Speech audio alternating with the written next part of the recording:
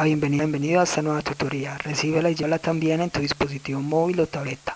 Recuerda, somos tutorías.co, comillas. La prosperidad material a largo tiempo no brinda mayor significancia, ofrece mejor virtud, mejores frutos que la educación, comillas. Como se observa en la figura, el ejercicio planteado consiste en crear un algoritmo que permita mostrar el día de la semana, dado un número entre 1 y 365. Suponga que el año empieza en un lunes 1 de enero. Planteamos la solución en un programa de 24 líneas. En la línea 6, a la variable día le vamos a asignar una lista, un conjunto de datos. Recuerda que las listas en Python representan vectores o matrices. En este caso vemos una lista con datos consecutivos, luego eso representa un vector. Un vector es una estructura estática de datos. Recuerde que las estructuras de datos permiten almacenar información de manera temporal mientras se ejecuta el programa.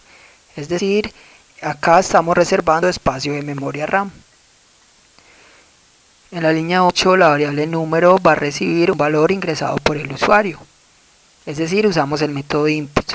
El método input permite capturar información de entrada del usuario. La manera de usar es muy sencilla. Ponemos la palabra input y en paréntesis y entre comillas dobles el mensaje a mostrar. Cuando el programa compile, el usuario verá el mensaje y entonces automáticamente se almacenará al presionar enter ese valor en la variable, en este caso número. Pero mire que el método input se encuentra dentro del método int, es decir, un casting. Recuerde que un casting es una conversión forzosa de un tipo de dato a otro. En este caso lo que el usuario ingrese lo vamos a convertir en entero y luego lo almacenamos en la variable número. En Python las variables no se declaran, entonces serán del tipo de dato según la información que almacenen. Como número recibirá un valor numérico entero, entonces número será una variable de tipo entero. Entre las líneas 10 a 24 vemos una condicional, una sentencia condicional anidada. Recuerde que las sentencias condicionales permiten tomar dos o más caminos alternativos en un programa.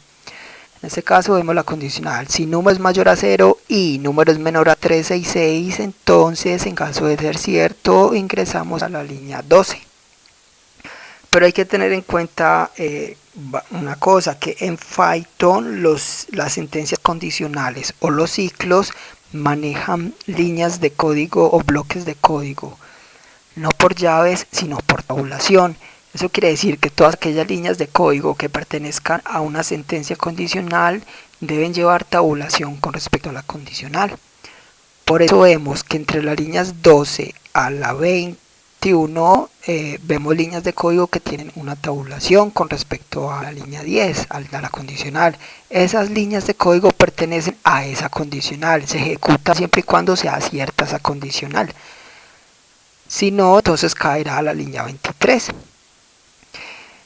Entonces ya sabe que las líneas que pertenezcan a una condicional deben llevar tabulación y además la condicional debe terminar con 2 puntos, como se puede apreciar en la línea 10. Mire también que la conjunción se usa estableciendo la palabra clave AND, ¿sí? Es decir, para el y AND. En otros lenguajes usted sabe que se usa el doble ampersand. Bien, dentro de esta condicional de la línea 10 vemos entonces en la línea 12 otra condicional. Si ya sabemos que el número está entre 0 y 366 y 365, entonces ya miramos. Entonces, si el número es menor o igual a 7, simplemente imprimimos en la línea 14 el vector día en la posición número -1, ¿sí? El método print permite mostrar información por consola. Se puede mostrar texto o variables. Para separar el texto de las variables usamos el símbolo de suma del texto o ir entre comillas dobles.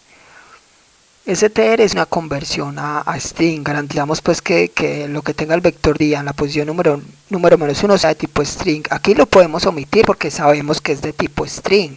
Sí, el vector día vemos que es un vector que recibe texto. Sin embargo, lo ponemos para que tenga pues en cuenta las conversiones que hay que hacer, ya que el método print solamente muestra texto.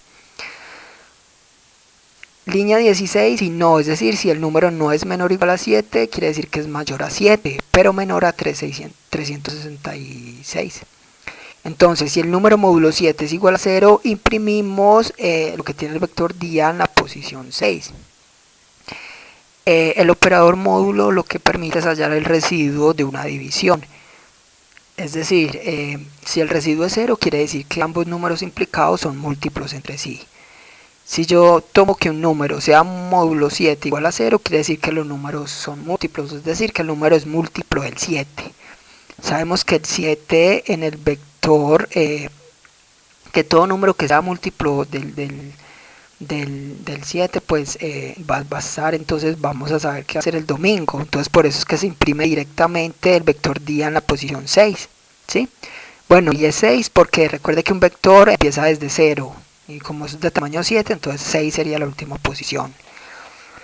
Pero si no, es decir, si el número módulo 7 no es igual a 0, entonces ¿qué vamos a imprimir? Vamos a imprimir el vector día en la posición número menos 1 módulo 7. Y de esa manera vamos a hallar qué día es. Por ejemplo, si el usuario ingresa un 7, sabemos que imprimimos directamente el día en la posición 6, el domingo. Pero si ingresa un 8, entonces será un lunes, ¿sí? Si ingresa un 9, será un martes, y eso lo hallaremos con la instrucción de la línea 21. El vector día en la posición número menos 1, módulo 7. Módulo halla el residuo. ¿Cuál es el residuo entre 5 y 3? 2. ¿Cuál es el residuo entre 7 y 7? 0. ¿Cuál es el residuo entre 8 y 7? 1. Entre 9 y 7, 2. Entonces así es que se permite hallar la posición exacta del vector día a imprimir el día. En la línea 23, si no, es decir, si el número no está entre 0 y 366, imprimimos que ingrese un número entre el 1 y el 365. Esta fue la tutoría del ejercicio, crear un algoritmo que permita mostrar el día de la semana. Repasa la teoría, resuelve nuestro test y practica un algoritmo en el tablero. Si esto te gustó o no, te invitamos a discutirlo y a valorar la experiencia de esta tutoría. Recuerda, somos tutorías.co, trinamos como @tutorías, posteamos en Facebook y Google Plus como Tutorías Colombia. Pregúntanos, contáctanos, haz parte de nuestra plataforma.